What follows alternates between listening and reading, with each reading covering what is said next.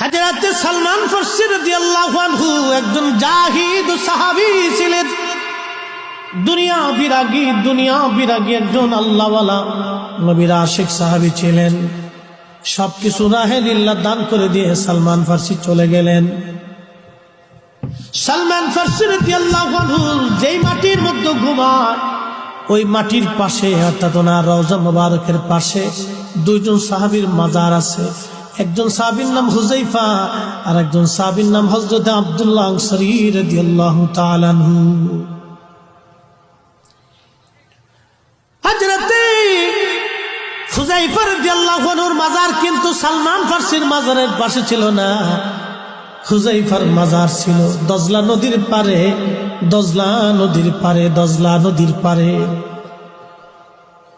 এই দজলা নদীর পার ভেঙে গেল।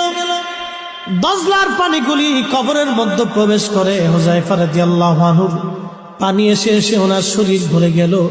কষ্ট হচ্ছিল ওনার কবরের পাশে হযরত আব্দুল্লাহ আনসারী রাদিয়াল্লাহু আনহুর কবর ছিল। ওনার কবরটা স্যাঁতসেঁতে হয়ে গেছে, ওনারও কষ্ট হয়।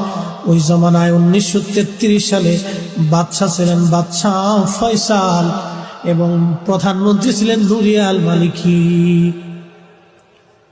নবীর সাহাবী হযরত হুযায়ফা স্বপ্নের মধ্যে দেখাইলেন, বাদশা ফয়সাল, আমি নবীর সাহাবী বলতেছি, দজলা নদী একটা পার ভেঙে ফেলে দিয়েছে। দজলা নদী একটা পার ভেঙে ফেলে দিয়েছে। দজলা একটা পার ভেঙে ফেলে দিয়েছে। এই দজলা নদী একটা পার ভেঙেছে, পানি আমার কবরে ঢুকে। আমি নবীর সাহাবী হুযায়ফা বলতেছি, ও বাদশা ফয়সাল, আমাদের কবর তাড়াতাড়ি করে এখান থেকে সরাও। আমার বন্ধু নবী সাহাবী হযরত আব্দুল্লাহ আনসারীর কবর স্যাঁতসেঁতে হয়ে গেছে। তাড়াতাড়ি করে কবর এখান থেকে সরাও, আমাদের কষ্ট হয়। সালমান ফারসি হুযায়ফা রাদিয়াল্লাহু আনহু প্রথম রাত্রিবেলা স্বপ্ন দেখাইলেন, কিন্তু বাদশা কাজের চাপে ভুলে গেলেন। দ্বিতীয় রাত আবার স্বপ্নে এসে বললেন, বাদশাহ তাড়াতাড়ি কবর সরাও, কষ্ট হয় আমাদের, আমরা নবীর সাহাবী, কষ্ট হয়।